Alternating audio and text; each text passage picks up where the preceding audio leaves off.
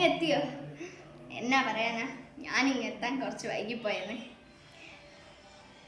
എന്നതാ എല്ലാവരും എന്നെ തുറച്ചു നോക്കുന്നേ? എന്നെ മനസ്സിലായില്ലല്ലേ?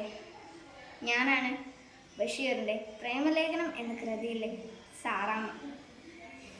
എനിക്ക് മൊത്തത്തിൽ 3 ആലോചന വന്നു, പക്ഷെ ഒന്നും നടന്നില്ല. കാരണം സ്ത്രീധനം നൽകാതെ ഞങ്ങളുടെ സമുദായത്തിൽ നിന്ന് ആരെയും കെട്ടിച്ചു വിടില്ല. എല്ലാം എൻ്റെ കുറ്റം കൊണ്ടാണെന്ന് അപ്പച്ചനും ചിറ്റമ്മയും പറയുന്നത്. എന്തിനും തൊട്ടതിനും പിടിച്ചതിനും എല്ലാം എനിക്കാ കുറ്റം. ഈ നാട്ടിൽ മഴയില്ലെങ്കിൽ വരെ എനിക്കാ കുറ്റം. ഈ പ്രശ്നത്തിൽ നിന്ന് ഒന്ന് രക്ഷപ്പെടാനാണ് ഞാൻ ഒരു ജോലി നോക്കുന്നത്. പക്ഷേ എനിക്ക് മാത്രം ഇവിടെ എങ്ങും